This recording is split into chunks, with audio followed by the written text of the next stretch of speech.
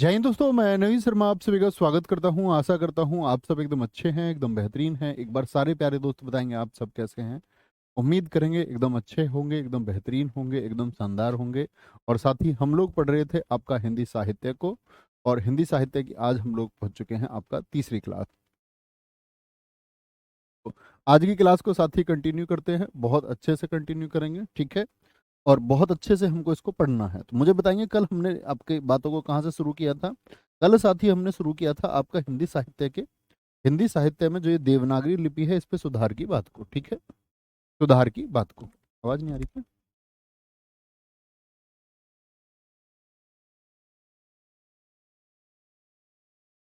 बोलेंगे, ठीक है। तो हिंदी साहित्य में हम लोग पहुंच रहे थे देवनागरी लिपि में क्या क्या सुधार कब कब हुए।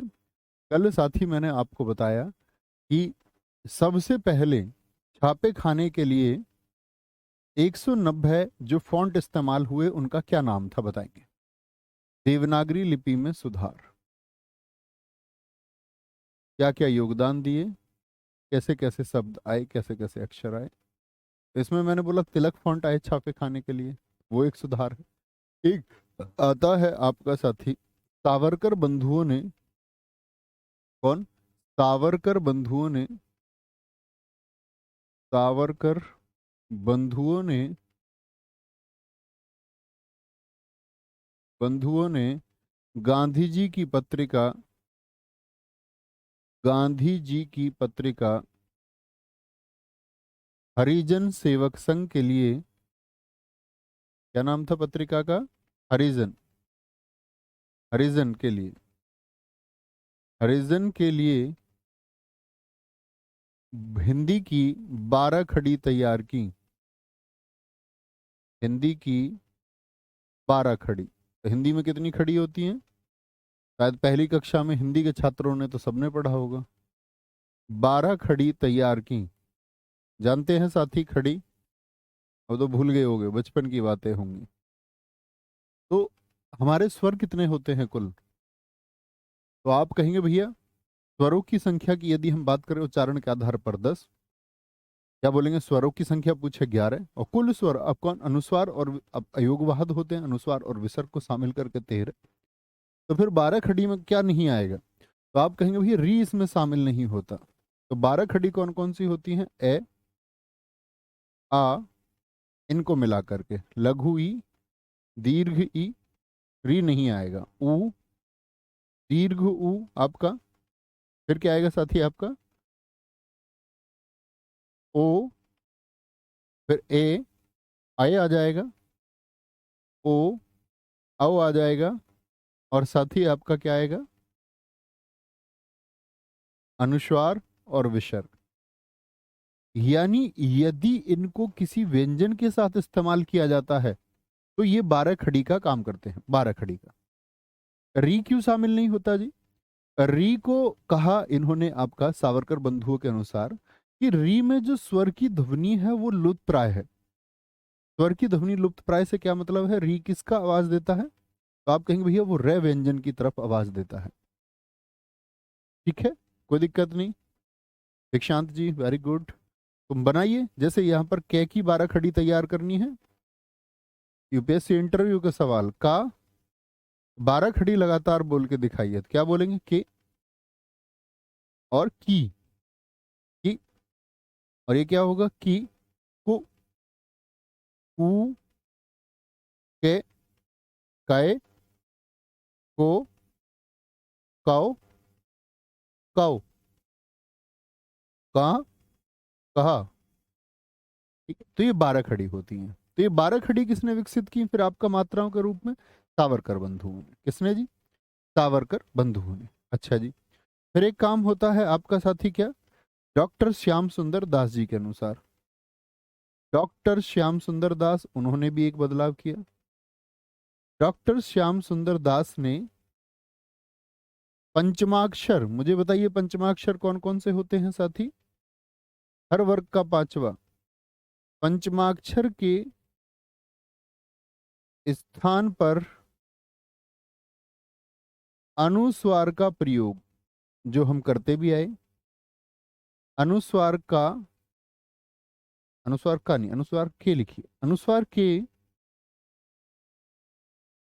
प्रयोग की सलाह दी, सलाह दी अनुस्वार के प्रयोग की। जैसे अगर हम बात करें, पंचमाक्षर कौन कौन से होते? कै ख ग घ अंगा, कै छ ज झ अइया, कै ठ ड ढ अणे, तै थ द ध ने, पै फ भ भ मैं। इनके स्थान पर साथी किसके प्रयोग बात कर रहे हैं? अनुस्वार के। और आप जानते हैं अनुस्वार क्या है? बोलेंगे अनुस्वार क्या है साथी? बहुत ठीक लिखा अजय यादव जी, बहुत शानदार। तो क्या बोलेंगे आप? क्या बोलेंगे भैया? पिछले क्या लिख रहे हैं? पिछले नोट्स में री लिखो भाई, वो स्वर लिख रहे होंगे ऊपर सारे 13।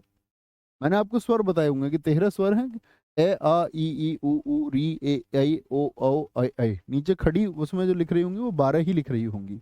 बहुत बढ़िया। साकिल जी ने कहा है हर वर्ग का 5वां, तो उनके स्थान पर किसका प्रयोग? आपका अनुस्वार का प्रयोग। अनुस्वार का प्रयोग ये हम साथी करते भी आए थे या नहीं?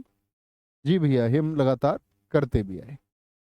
जैसे हमने लिखा था, आप लोगों को याद हो, हमने कहा था कि पंचमाक्षर हैं अणे, तो इसकी जगह कौन सा आ जाएगा? आपका अंकी बिंदी आ जाएगा, दंड। तो यानी वो अंकी बिंदी क्या है? वो अनुस्वार है। क्या है? अनुस्वार है। इसके आगे चलते हैं साथी। तो फिर क्या प्रयास होता है? फिर होता है 1935 में, 1935 में नागरी 1935 में नागरी लिपि सुधार समिति। भाई ये कमेटी चाहिए अगर सुधार करना है, तो फिर यहाँ पर एक समिति गठित होती है। अब तक तो इंडिविजुअल सुझाव थे, सावरकर बंधु ने दे दिया, ठीक है, या आपका किसी अन्य विद्वान द्वारा दे दिया गया हिंदी के। लेकिन एक ग्रुप की आवश्यकता पड़ी, तो 1935 में नागरी लिपि सुधार समिति का गठन हुआ। ये याद रखना है, गठन हुआ। और इसके सभापति बनाए गए थे, याद रख लेना, सभापति इसके गांधी जी को बनाया गया था। सभापति गांधी जी। तो पूछे कभी भी कि पहली पहली जो आपका नागरी लिपि के लिए सुधार समिति गठित हुई, उसके प्रथम सभापति कौन नियुक्त हुए? तो आप कहेंगे गांधी जी नियुक्त हुए। कौन नियुक्त हुए जी? गांधी जी नियुक्त हुए। 1945 में 1945 में नागरी प्रचारिणी सभा ने, जो नागरी देवनागरी लिपि के नागरी प्रचारिणी सभा से मतलब है कि वह आपका एक संगठन था जो देवनागरी लिपि के प्रचार प्रसार के लिए बहुत जोरों शोरों से काम कर रहा था कि हिंदी का या देवनागरी का अधिक से अधिक प्रयोग इस भारत में होना चाहिए। ठीक है, आगे 1945 में नागरी प्रचारिणी सभा ने, क्या बोलोगे? नागरी प्रचारिणी सभा ने आपका नागरी समिति का गठन किया। कौन सी? नागरी लिपि सुधार समिति का। नागरी लिपि सुधार समिति का गठन किया। तो ये दोनों वर्षों में अंतर आ जाएगा कि नागरी प्रचारिणी ने, ये आपसे पूछे गांधी जी की सभापति की अध्यक्षता का जो है सुधार समिति का गठन किया। अगला आता है साथी आपका उत्तर प्रदेश सरकार ने, ये भी आपको पता होना चाहिए, उत्तर प्रदेश सरकार ने 1947 में आचार्य नरेंद्र देव की अध्यक्षता में, आचार्य नरेंद्र देव की अध्यक्षता में, आचार्य नरेंद्र देव की अध्यक्षता में नागरी सुधार समिति का गठन किया। नागरी सुधार समिति का गठन किया। नागरी सुधार समिति का गठन किया साथी। तो ये क्या है? ये कुछ संगठन है जो देवनागरी लिपि में सुधार के लिए गठित हुए और जिनसे प्रश्न पूछे जाने की उम्मीद होती है। बहुत बढ़िया शिवम सिंह जी, बहुत ठीक लिखा है। ठीक है, आगे। उत्तर प्रदेश सरकार ने साथी, आगे आते हैं फिर हम क्या बोलेंगे। जो एक और सुधार है, बहुत प्रमुख सुधार है, मैं आपको अक्सर बताता रहा हूं, शायद वर्णमाला में भी मैंने बताया था। राजा शिव प्रसाद सितारे हिंद ने, सितारे हिंद ने, सितारे हिंद ने किसके प्रयोग की बात की थी साथी, बताएं आप लोग। नुक्ता का प्रयोग। और आप लोग एक बार सोचिए कि नुक्ता का जो प्रयोग होता था, नुक्ता के प्रयोग की सलाह कौन से 5 अक्षर मैंने आपको बताए थे साथी, नई ध्वनि जिनको हम कहते हैं, तो वो थे का खा गा, का खा गा, जा और पा। उम्मीद करूंगा आप लोगों को याद हो। ठीक है, तो इस तरह से देवनागरी लिपि में कुछ सुधार किए गए। मात्राओं के अनुस्वार, बिंदु, अनुस्वार की जगह हम पंचमाक्षर की जगह अनुस्वार का प्रयोग कर सकते हैं, अनुस्वार हटा के पंचमाक्षर लिख सकते हैं। फिर आपका नुक्ता के प्रयोग की बात आई, तो ये कुछ सुधार हुए। ठीक है, बहुत बढ़िया साकिल, फिर से ठीक लिखा आपने। आगे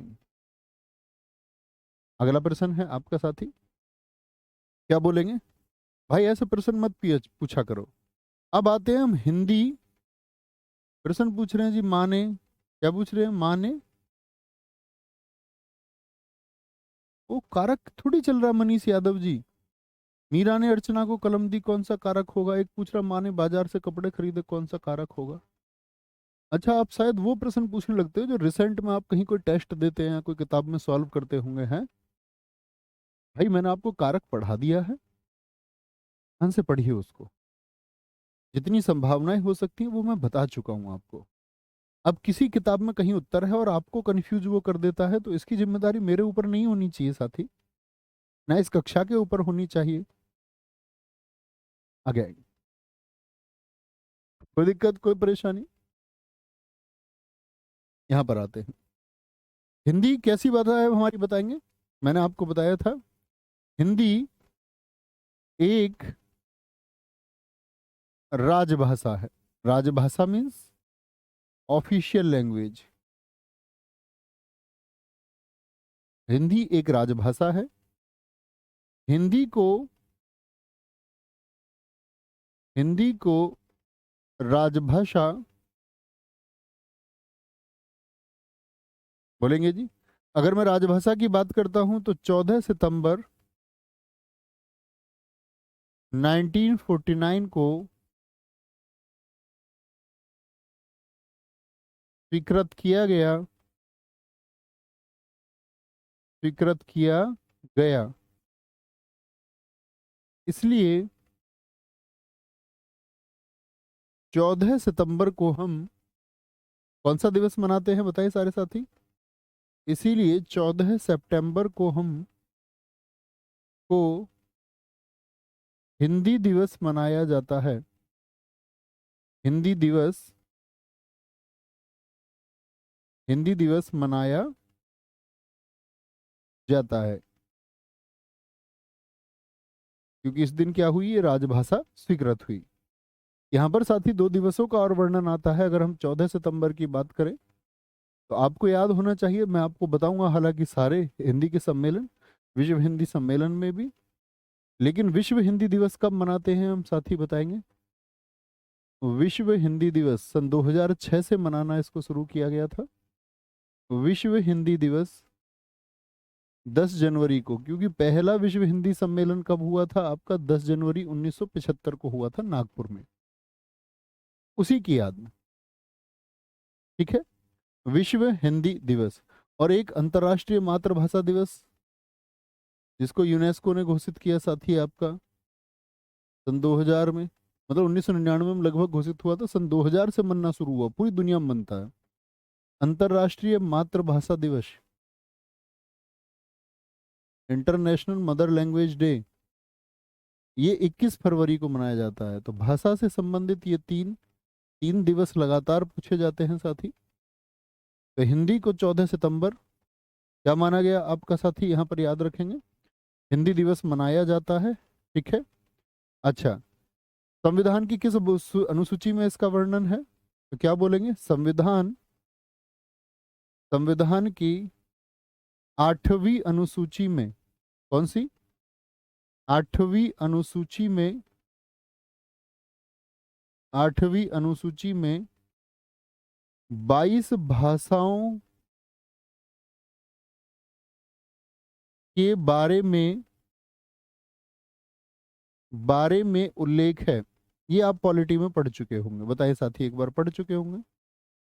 भाषा और भाषा से संबंधित अनुच्छेद आप पढ़ चुके पॉलिटी में, अभी हाँ या ना? तो 22 भाषाओं के बारे में उल्लेख है। ये है वह की पंक्तियां पूरी कर लिया करो भाई, कहीं छूट जाए तो। क्या बोलेंगे? 22 भाषाओं, ठीक है। और अगर मैं बोलूं 8वीं अनुसूची के किस भाग में साथी, तो आप कहेंगे भाग 17 में। भाग 17 में ये वर्णन है। आप मुझे बताइए, मूल संविधान में भाषाएं कितनी थी? बहुत बढ़िया, अमित कुमार यादव जी, रीता किशोर, बहुत शानदार। मूल संविधान में बच्चों भाषाएं कितनी थी, क्या कहेंगे? तो आप कहेंगे मूल संविधान में, मूल संविधान में 14 भाषाएं थी। कितनी भाषाएं थी दोस्त? मूल संविधान में 14 भाषाएं थी। कितनी का वर्णन था? 14। और 14 कौन कौन सी आपका बोले भैया फटाफट से? एक तो हम कहाँ से शुरू करते हैं आपका?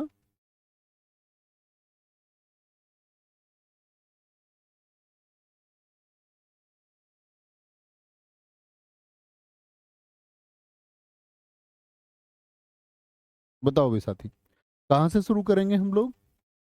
तो हम लोग शुरू कर लेते, किसी भी एक कोने को पकड़ लीजिए आप, दक्षिण से शुरू कर लीजिए। जैसे दक्षिण में कौन सी? कन्नड़ का वर्णन था, कन्नड़ का। दक्षिण की मलयालम का वर्णन था, मलयालम का वर्णन था। ये दक्षिण में हो गई आपका। आप भी बोलना। तीसरा आपका, इधर से चले तो महाराष्ट्र में मराठी हो गई, मराठी। मराठी के ऊपर साथी गुजराती है या नहीं है? अच्छा ये बताओ, राजस्थानी है या नहीं है? हाँ या ना? गुजराती का वर्णन मिलेगा, ठीक है। चौथा हम साथी किसको? पांचवा हम हिंदी को पढ़ ही रहे हैं, हिंदी हो गया। हिंदी, हिंदी पूरा उत्तर भारत में, लगभग उत्तर भारत में, ठीक है। हिंदी के साथ में साथी क्या आपका बांग्ला, बांग्ला। तो 6 तो ये एक एक भाषा आप लिखेंगे सारे साथी। कितनी भाषाएं थी जी? लोकेश चौधरी जी एकदम ठीक लिखते हुए भैया, 14 भाषा थी, 14 भाषा। अन्य कौन कौन सी हो सकती हैं? जैसे आपका कन्नड़ तल्य, आपका 7वीं दक्षिण की तमिल भी है। क्या बोलोगे? तमिल भाषा है। 8वीं साथी अगर मैं बात करूं, तेलुगु भाषा है। कौन सी? तेलुगु भाषा भी है, ठीक है, दक्षिण में। तो तमिलनाडु क्षेत्र हो गया आपका, केरल की मलयालम हो गई, आंध्र प्रदेश, तेलंगाना, आपका कर्नाटक की कन्नड़ हो गई साथी। और क्या बचता? उड़ीसा, ऊपर उड़िया हो गई, आंध्र प्रदेश से ऊपर उड़िया हो गई, उड़िया। उड़िया भाषा हो गई आपका, उड़िया भाषा। पंजाब क्षेत्र की पंजाबी, क्या बोलोगे? पंजाबी हो गई आपका, पंजाबी। एक साथी आपका हिंदी का जन्म किससे हुआ? संस्कृत से। अच्छा बताना, अंग्रेजी है या नहीं है? ऐसे ही साथी क्या बोलोगे? उर्दू हो गई आपका, उर्दू, उर्दू। दो बची हमारी। महाराष्ट्र होगी मराठी, गुजराती हो गई आपका साथी, पंजाबी हो गई साथी आपका, हाँ कश्मीरी ऊपर क्षेत्र से क्या बोलेंगे? एक आपका साथी क्या? कश्मीरी, कश्मीरी, कश्मीरी हो गई आपका, कश्मीरी। कन्नड़, मलयालम, मराठी, गुजराती, हिंदी, बांग्ला, तमिल, तेलुगु, ठीक है, तमिल तेलुगु हो गई साथी आपका। मराठी हो चुकी, गुजराती हो चुकी भाई। कौन सी बची? एक असम क्षेत्र की असमिया, क्या बोलोगे? एक असमिया बची। तो 14 क्या है आपकी साथी? 14 क्या है आपकी मूल भाषा थी? 14 क्या थी? मूल भाषा थी। ये शायद जो लोग पॉलिटी बहुत अच्छे से पढ़ते होंगे उनको सबको पता होगा, ठीक है। बोलेंगे कोई दिक्कत, कोई परेशानी? आ गया। तो अब 14, तो अभी वर्तमान में हम कितनी भाषाओं की बात करें? 22 भाषाओं की। तो 22 भाषाएं संशोधन से जुड़ी जिसके बारे में आपको पता होना चाहिए। क्या बोलोगे? एक हुआ आपका 21वां संशोधन। क्या बोलोगे? 21वां संशोधन हुआ कब आपका? 1967। 21वें संशोधन से जोड़ा गया साथी किसको? सिंधी भाषा को। सिंधी भाषा को जोड़ा गया आपका 1967। और आपका फिर 71वें संशोधन से किसको जोड़ा गया साथी? 3 भाषाएं, नमक जिनको हम कहते हैं, क्या कहते हैं? नमक। नमक से मतलब होता है नेपाली, नेपाल क्षेत्र के पड़ोसी, मणिपुरी पूर्वांचल में, और कोंकणी। कितने साथी बताएंगे कोंकणी कहाँ पर बोली जाती है? कोंकणी, ये सारी की सारी जोड़ी गई आपका 1992 में। देखो, कन्नड़ साथी कर्नाटक की हो गई, मलयालम केरल की, मराठी आपका जानती है, महाराष्ट्र की, गुजराती जानते होंगे, बांग्ला तमिल तमिलनाडु की, आंध्रा तेलंगाना की तेलुगु हो गई, उड़िया उड़ीसा की, पंजाबी पंजाब की, संस्कृत उर्दू आप जानते हैं, असम की असमिया, कश्मीर की कश्मीरी। उन सब से प्रश्न ना पूछ के बहुत बार परीक्षाओं में जीएस वाले पार्ट में पूछ लेता है कि कोंकणी कहाँ पर बोली जाती है। तो जो साथी नहीं जानते वो लिख लीजिए इसको, गोवा में बोली जाती है। कहाँ पर? गोवा में। फिर हम बात करते हैं आपका 92वां संविधान संशोधन, जो 92 आपका अमेंडमेंट हुआ साथी। 92वां जो संविधान संशोधन हुआ वो बताता है क्या? इसको ऐसे याद रखते हैं, नमक ने मैं के, और उसको याद रखते हैं महेंद्र सिंह धोनी का बल्ला, मैथिली। ठीक है, क्या बोलेंगे? और आपका डोंगरी। डोंगरी कहाँ पर? कश्मीरी क्षेत्र में। मैथिली बिहार के क्षेत्र में। एम सॉरी ऐसे नहीं, MSD याद रखें, महेंद्र सिंह धोनी। तो से संथाली। क्या बोलोगे? झारखंड छत्तीसगढ़ी क्षेत्र में संथाली हो गई। फिर आपका लिखें, फिर आपका लिखें आप महेंद्र सिंह, डी, डी से क्या बन जाएगा आज साथी? अब लिख सकते हैं डोंगरी। और आपका क्या बोलोगे? बी से बोर्डो, महेंद्र सिंह धोनी का बल्ला। कब जोड़ी गई थी ये भैया? ये जोड़ी गई थी दोस्त 2003, 2003 में। ठीक है, तो इस तरह से कुल कितनी भाषाएं हैं? अब क्या प्रश्न पूछता है यहाँ से? यहाँ से प्रश्न पूछता है कि कौन सी 22 भाषाओं में शामिल नहीं है। पॉलिटी में भी क्वेश्चन पूछेगा, जीएस में भी पूछेगा, मतलब पॉलिटी जीएस का ही पार्ट है। तो क्या कहेंगे? सबसे ज्यादा जो चांसेस होते हैं पूछने के वो राजस्थान और अंग्रेजी से पूछ लेता है। राजस्थानी को रख देगा और अंग्रेजी को रख देगा। कितनी डिमांड चल रही है राजस्थानी की, उसको क्यों नहीं शामिल कर रहे जी? तो बड़ा आंदोलन चल रहा है उसके लिए भी। ठीक है, आगे। तो ये तो भाषाओं की बात हुई। फिर हम बात करते हैं राजभाषा आयोग की। ऑफिशियल लैंग्वेज कमीशन, राजभाषा आयोग। भाई राजभाषा हिंदी है तो उसके लिए कमीशन बनाया गया, एक कमीशन बनाया गया। प्रश्न जरूर पूछा जाएगा आपसे हर एक पार्ट में, पॉलिटी भी पूछा जाएगा, यहाँ भी पूछा जाएगा। तो बताएंगे भैया राजभाषा आयोग की अब की स्थिति क्या थी, कब गठित हुआ? तो क्या बोलेंगे? 7 जून 1955 को, 7 जून 1955 को राजभाषा आयोग का गठन हुआ। राजभाषा आयोग का गठन हुआ। क्या उद्देश्य था साथी? पुराने छात्रों से जानना चाहूंगा उद्देश्य क्या था। गठन हुआ और इसके अध्यक्ष कौन बने? बीजी खैर। बीजी खैर की अध्यक्षता में राजभाषा आयोग का साथी क्या हुआ? गठन हुआ। उस समय भारत के आप जानते ही हैं कि 1947 से लेकर के 1962 तक जो राष्ट्रपति रहे वो कौन रहे? राजेंद्र प्रसाद जी रहे। ठीक है, कोई दिक्कत? तो राजभाषा आयोग का गठन हुआ, कोई दिक्कत इस बात में? तो साथी यहां पर एक बात याद रख लेनी है कि फिर इसके बाद में क्या होता है। इन्होंने क्या किया, अपनी रिपोर्ट जो दी, यहां से कई तरह के प्रश्न बनते हैं। रिपोर्ट इन्होंने 1956 में दी। ठीक है, इन्होंने अब रिपोर्ट जो ये दी तो इसमें कुल कितने थे आपका साथी? जैसे एक तो अध्यक्ष हो गए, एक तो साथी इसमें अध्यक्ष थे रिपोर्ट देने वालों में, और 20 अन्य सदस्य थे। 20 क्या थे? 20 अन्य सदस्य थे। तो क्या बोलोगे कुल कितने? आप कहेंगे कुल 21 सदस्यों ने, कुल साथी कितने, 21 सदस्य थे इसमें जिन्होंने रिपोर्ट अपनी पेश की, और उद्देश्य सबका एक ही था कि हिंदी का अधिक से अधिक प्रयोग कैसे हो सके। हिंदी के अधिक अधिक प्रयोग के लिए इस आयोग का गठन किया गया था। आप उद्देश्य को कहीं लिख सकते हैं किनारे पर, ठीक है। तो यहां पर इसने रिपोर्ट अपनी कब दी थी, 1956 में, और यही रिपोर्ट यानी प्रतिवेदन दिया, रिपोर्ट संसद में कब पेश हुई, रिपोर्ट 1957 में संसद के समक्ष गई, संसद के समक्ष गई, संसद के समक्ष, जिसमें क्या हुआ, बहुत सारे सुझाव थे। और फिर क्या होता है यहां पर कि संसद के द्वारा, संसद के द्वारा एक संयुक्त संयुक्त संसदीय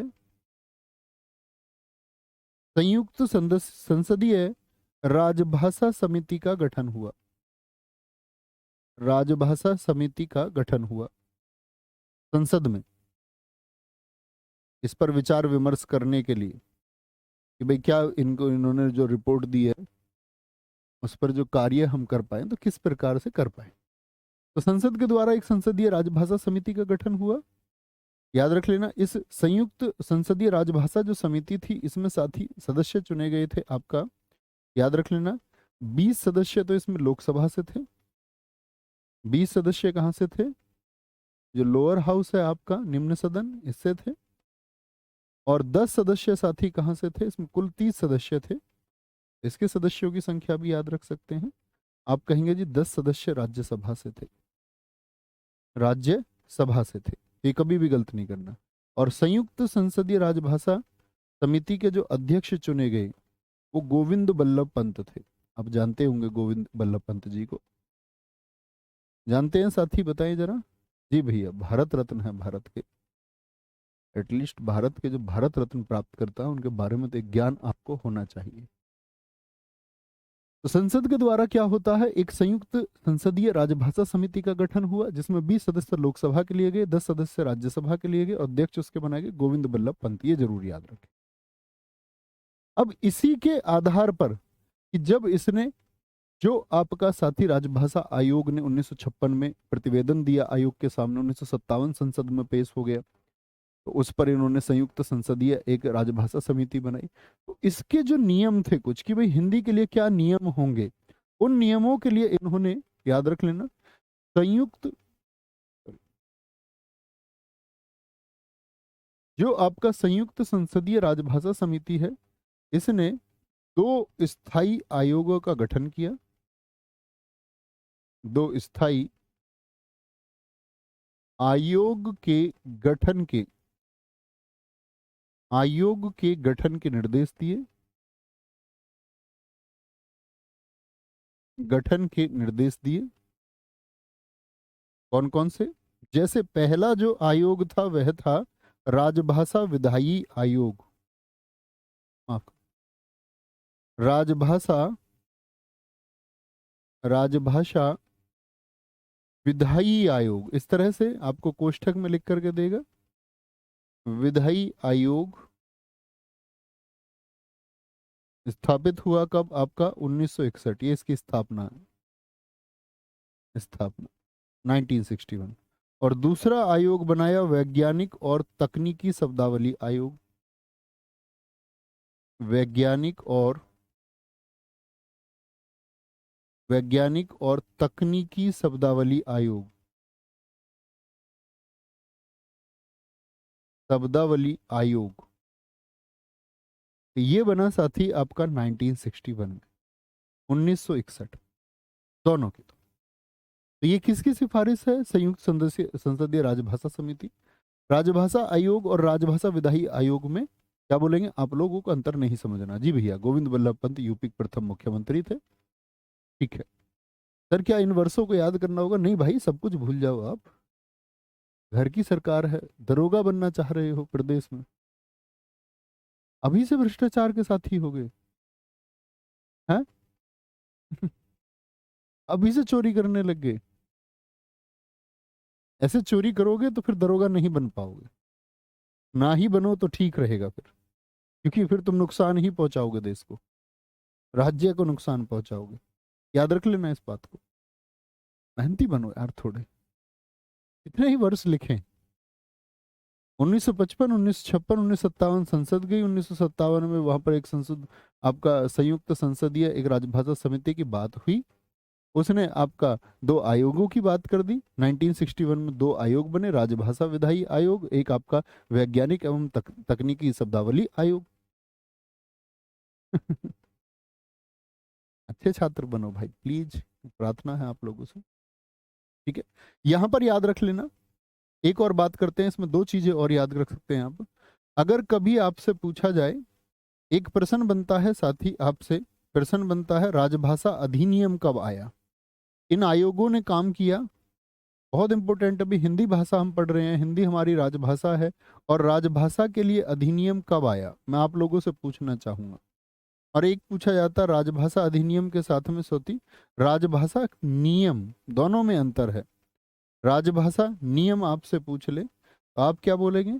राजभाषा अधिनियम जो है साथी, ये आया 1963 में, 1963।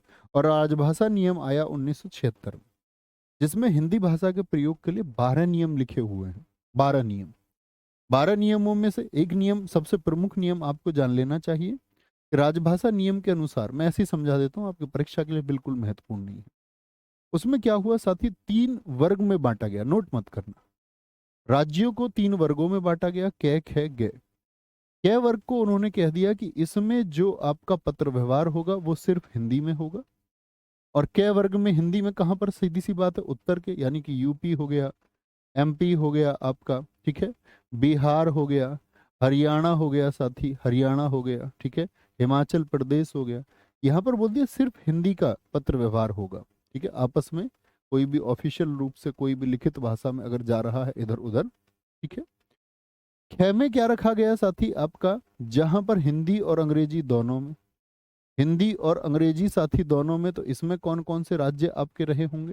तो इसमें हम बात करें, इसमें राज्य रख दिए पंजाब, गुजरात राज्य को इसमें रखा था इन्होंने।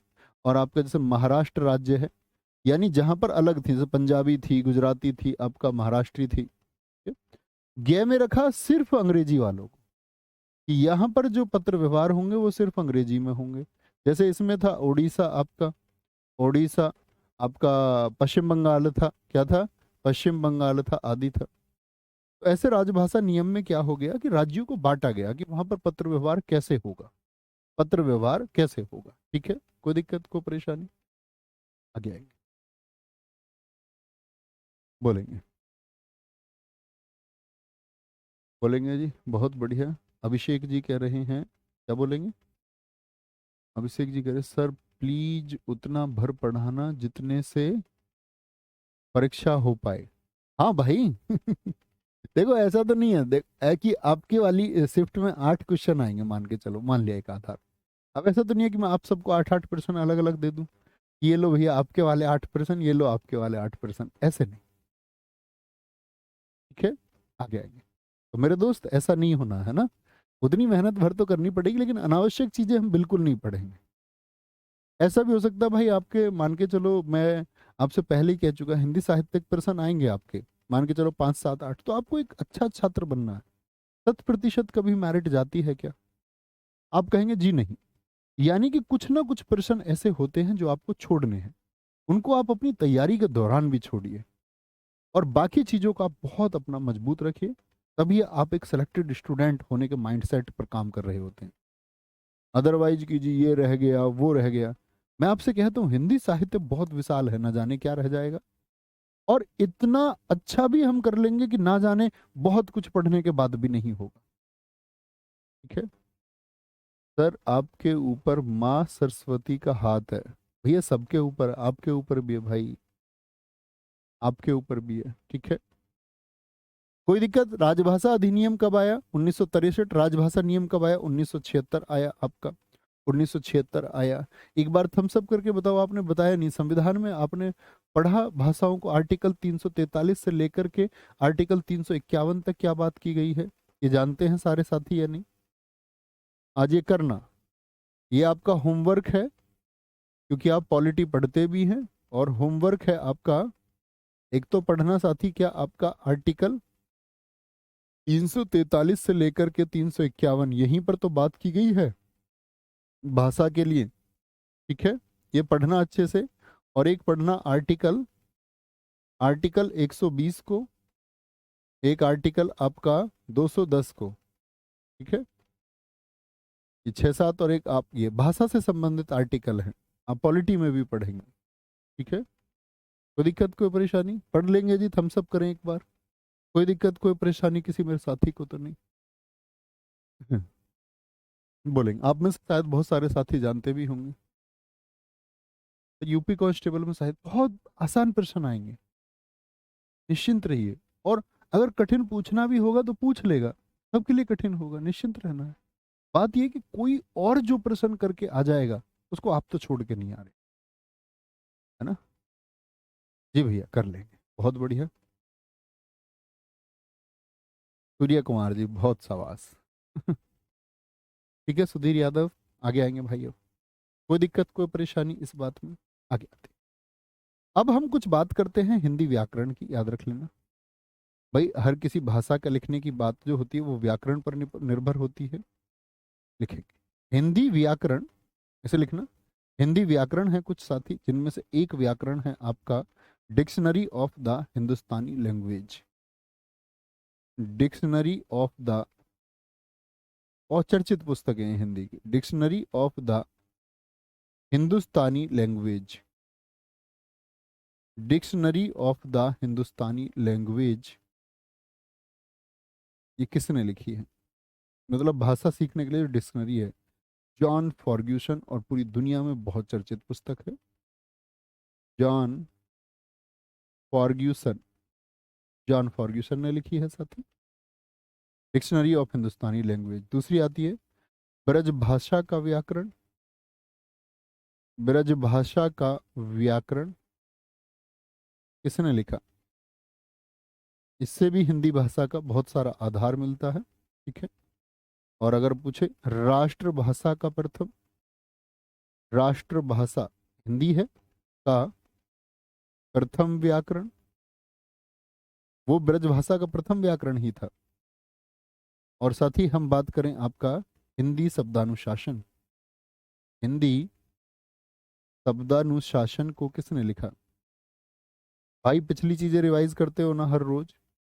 तो ब्रजभाषा का जो व्याकरण लिखा गया 1943 में, राष्ट्रभाषा का 1949 में, और हिंदी शब्दानुशासन 1957 में। ये तीनों साथी लिखे गए हैं किशोरी प्रसाद वाजपेयी जी। हिंदी के एक विद्वान हैं, बार बार आप नाम पढ़ते होंगे, किशोरी प्रसाद वाजपेयी जी। तो हिंदी का जो बहुत सारा ग्रामर है उसमें आप अक्सर देखेंगे कामता प्रसाद गुरु, किशोरी प्रसाद वाजपेयी, इनके नाम अक्सर आते हैं, क्योंकि ये उन व्यक्तियों में से हैं जिन्होंने हिंदी भाषा से संबंधित नियम या व्याकरणों को लिखा। अंग्रेज कौन है पहला? तो जॉन फॉर्ग्यूसन है, जिसने किस नाम से लिखा? Dictionary of the Hindustani language. ठीक है, आकाश प्रजापति बोल देंगे भाई। भानु, कल तुमने कराई थी कल क्लास? आपने मेरे व्हाट्सएप पे वो सेंड कर दिया था कल जो मैंने क्लास में बोला था? नहीं किया ना? भूल गए ना? कल गलत बात है, भेजना अभी, अभी भेजो उसको मेरे पास। आकाश भाई, कल मैंने बोल दिया था आपके सामने, मेरे सामने आता तो मैं जरूर कराता। आज करा देंगे निश्चिंत। ओके, थैंक यू इतनी विनम्रता से कहने के लिए, बहुत सारा प्यार।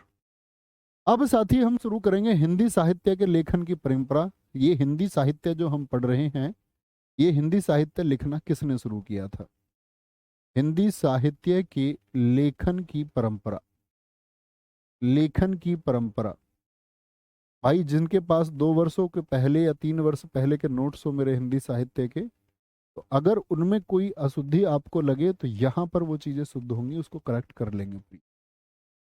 बहुत बढ़िया बताया आदि सिसोदिया जी। जी, आर्टिकल 120 में संसद में प्रयोग होने वाली भाषा, और 220 में विधानमंडल में प्रयोग होने वाली भाषा है।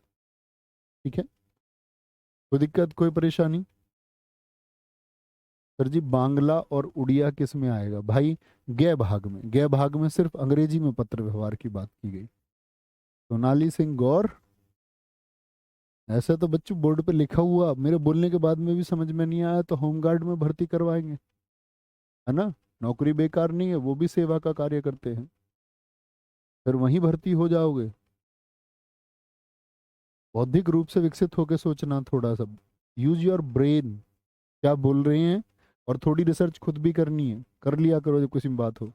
क्या बोलेंगे भैया, हिंदी साहित्य के लेखन की परंपरा की अगर हम बात करें तो सबसे पहले क्या बोलेंगे, यहां पर लिखिए, सबसे पहले हिंदी साहित्य का इतिहास, सबसे पहले हिंदी साहित्य का इतिहास फ्रेंच भाषा में, हिंदी साहित्य का इतिहास फ्रेंच भाषा में, इसीलिए लगातार पूछा जाता है किस भाषा में लिखा गया, किसने लिखा।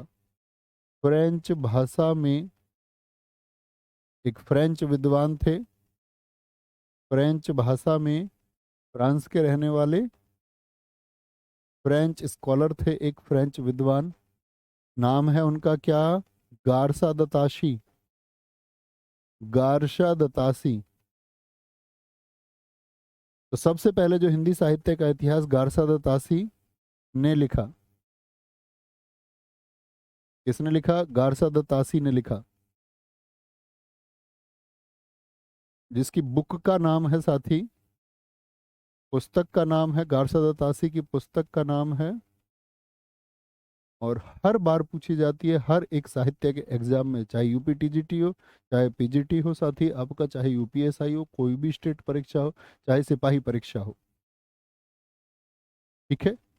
तो क्या बोलेंगे, आपका पुस्तक का नाम है साथी आपका इस्तवार द लिटरेतूर, इस्तवार फ्रेंच में बोलिए एक बार, इस्तवार द लिटरेत्यूर, इस्तवार द लिटरेत्यूर, लिटरेत्यूर, एंदुई हिंदुस्तानी, एंदुई हिंदुस्तानी, एंदुई हिंदुस्तानी, लिटरेत्यूर एंदुई हिंदुस्तानी। देखो इस्तवार का मतलब क्या, ये तो फ्रेंच भाषा में लिख रहे हैं, हिस्ट्री, हिस्ट्री, हिस्ट्री किसको बोलते हैं, इतिहास को। लिटरेत्यूर क्या होता है, लिटरेचर, लिटरेचर, लिटरेचर अर्थात बोले तो साहित्य, साहित्य। हिस्ट्री क्या है, इतिहास है, इतिहास है। हिंदुई किसको बोल रहे थे ये, हिंदी को, हिंदी को, यानी हिंदी भाषा को। और हिंदुस्तानी किसको बोल रहे थे, हिंदुस्तान को, हिंदुस्तान, सॉरी, हिंदुस्तान को। किसको बोल रहे थे साथी, हिंदुस्तानी को, ठीक है। तो यहां पर एक बात समझनी होगी, किसके बारे में ये बात कर रहे हैं, ध्यान से देखें। इस्तवार दला लिटरेचर एंदई हिंदुस्तानी, बोलने में मजा आता है ना, बोल के देखो एक दो बार, शुरुआती दौर में मुश्किल होता, फिर बार बार बोलोगे इसको, मजा आएगा उसमें। इस्तवार द लिटरेचर एंदई हिंदुस्तानी, एंटरप्रेन्योर फ्रेंच वर्ड है, लिटरेचर। आप कहेंगे क्या कि हिंदी, यानी जो हिंदुस्तानियों की हिंदी है उसके साहित्य का इतिहास लिख रहे हैं, कि क्या इतिहास रहा है, किसने लिखा है, कैसे लिखा है, ठीक है। तो हिंदी साहित्य के लेखन की परंपरा में, लेकिन मैं आपसे पूछूं, पहला वास्तविक ग्रंथ कौन सा माना जाता है हिंदी इतिहास के लेखन का, वास्तविक। जैसे राजा बोलते हैं हम, संस्थापक कोई, लेकिन वास्तविक संस्थापक हम कोई और कहते हैं, ठीक है। तो यहां पर इन्होंने प्रयास किया, इस पुस्तक के 3 भाग हैं, जिनके पास 2 लिख रहे हो वो करेक्ट करें। इसके, इस पुस्तक के, इस पुस्तक के 3 भाग हैं, इस पुस्तक के 3 भाग हैं, कब कब प्रकाशित हुए, पहला भाग 1839, दूसरा 1847 साथी, और तीसरा आपका 1871। ये इनका प्रकाशन है, प्रकाशन वर्ष, किस किस वर्ष में ये प्रकाशित हुए थे, ठीक है। आगे फिर क्या बात आती है, इस पुस्तक में, इस पुस्तक में कुल जो कवियों की संख्या आती है 738 कवियों का जिक्र किया गया। कितने कवियों का? 738 कवियों का जिक्र हुआ है। उनकी कविताएं भी लिखी इसने, बहुत सारे कवियों की। लेकिन उस 738 में से साथी याद रख लेना, क्या बोलेंगे आपका, हिंदी के सिर्फ 72 कवि इसने शामिल किए। हिंदी के कितने थे? 72 कवि। और बाकी सब किसके थे? बाकी उर्दू के थे। तो उर्दू के कितने कवि थे बताएं? बाकी उर्दू के कवियों का क्रम इसने लिखा। बाकी जो पॉइंट इसने शामिल किए वो सारे किसके थे? वो उर्दू के पॉइंट थे, यानी उर्दू के कवियों को इसने शामिल कर लिया। अब यहां पर एक बात आती है कि भैया जो शामिल किया तो इसको हम कह रहे हैं हिंदी साहित्य का इतिहास भी लिखा इसने। तो इसने क्या कर दिया आपका, क्यों इसको हमने कहा, याद रख लेना, इस पुस्तक में कवियों को वर्ण क्रम में रखा गया। कवियों को वर्ण क्रम में रखा गया। किसमें रखा गया साथी? वर्ण क्रम में रखा गया। वर्ण क्रम समझ रहे हैं? Alphabetical order.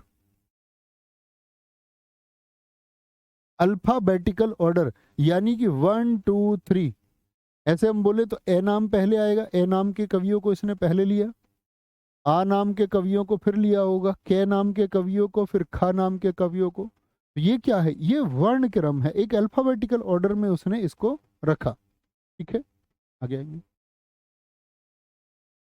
अगली बात आती है, इस पुस्तक का हिंदी अनुवाद बहुत इंपॉर्टेंट है, पिछले यूपीएसआई में दोनों ही प्रश्न पूछे गए। इस पुस्तक का हिंदी अनुवाद,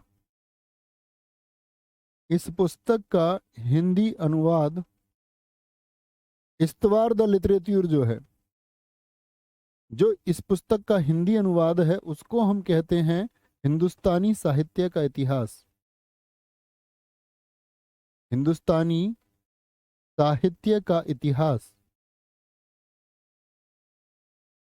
हिंदुस्तानी साहित्य का इतिहास कब हुआ इसका? 1952 में, 1952 में। ठीक है,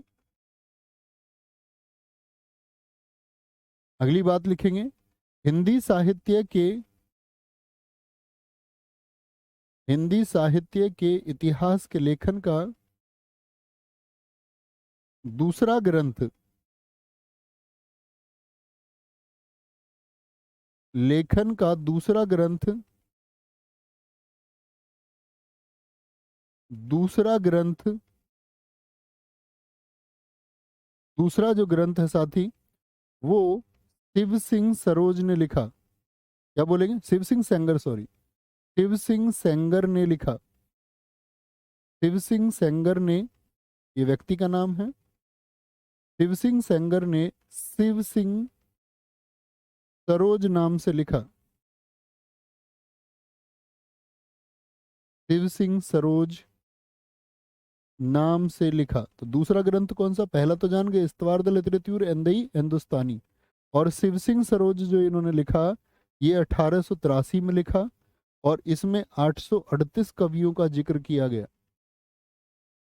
कितने कवियों का साथी जिक्र हुआ? 838, यानी उनसे ज्यादा। यानी कि अगर हम बात करें आपसे,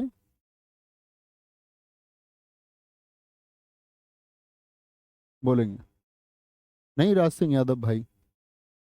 तो दूसरा इतिहास किसने लिखा साथी बताएंगे एक बार? तो आप कहेंगे हिंदू साहित्य का जो इतिहास, उसका तो ट्रांसलेशन कर दिया गया, लेकिन किसी व्यक्ति, तो शिव सिंह के नाम से आप समझ रहे होंगे कि शिव सिंह सरोज ने कब किया? 1883 में, 1883 में। ठीक है, बहुत बढ़िया आकाश कश्यप जी, बहुत अच्छा लिख रहे हैं। आगे साथी बात करते हैं, याद रखेंगे, जो हम बात करते हैं साथी, एक नाम आता है किसका? एक और फ्रेंच विद्वान का नाम आता है। फ्रेंच विद्वान, जैसे उनका नाम क्या था? गारसा दत्तासी। एक है जॉर्ज ग्रियर्सन। जॉर्ज ग्रियर्सन ने, जॉर्ज ग्रियर्सन ने हिंदी साहित्य का इतिहास, हिंदी साहित्य का इतिहास, हिंदी साहित्य का इतिहास, the modern, the modern vernacular literature, vernacular literature of Hindustani, of Hindustani नाम से लिखा। देखो साथी यहाँ पर किस नाम से, तो मॉडर्न का मतलब आधुनिक, वर्नाकुलर मतलब देसी, देसी मानते थे किसको, हिंदी को, लिटरेचर साहित्य किसका, हिंदी भाषा का साहित्य, ठीक है। और साथ ही याद रख लेना, इसी को हम क्या मानते हैं, हिंदी के इतिहास का पहला वास्तविक ग्रंथ मानते हैं। अगर वास्तविक शब्द लिख करके दे, नहीं तो पहला दूसरा तो मैंने आपको बता दिया, हिंदी इतिहास का ऐसे लिख के दे दे, वास्तविक पहला ग्रंथ किसको माना जाता है, हिंदी साहित्य के इतिहास का पहला वास्तविक ग्रंथ किसको माना जाता है, तो मॉडर्न वर्नाकुलर, क्या बोलोगे, मॉडर्न साथी आपका क्या बोलेंगे, मॉडर्न वर्नाकुलर, ये मैंने आज तक नहीं बनाया यार, बन जाएगा क्या, मॉडर्न क्या बोलोगे आप लोग, नहीं बन पा रहा यार, चलो किसी दिन और देखें सीखूंगा किसी दिन। द हिंदी साहित्य का क्या बोलेंगे आप लोग, the modern vernacular literature of Hindustani, ये हिंदी साहित्य का प्रथम इतिहास माना जाता है वास्तविक रूप से। अदरवाइज नहीं पूछेगा, वास्तविक शब्द का इस्तेमाल नहीं किया तो हम क्या लिखेंगे फिर, तो इस्तवार दल तृतीय एंदोई हिंदुस्तानी, जो गारसा दत्तासी का है वही लिखना है, ठीक है। आगे आएंगे, कोई दिक्कत। यहां पर एक और बात आती है साथी, क्या बोलेंगे, इसका हिंदी अनुवाद, the modern vernacular literature of Hindustani, इसका जो हिंदी अनुवाद है, इसका हिंदी अनुवाद जो हिंदी में ट्रांसलेशन किया, उसका क्या नाम है, हिंदी साहित्य का प्रथम इतिहास, हिंदी साहित्य का प्रथम इतिहास, हिंदी साहित्य का प्रथम इतिहास, हिंदी साहित्य का प्रथम इतिहास नाम से हुआ।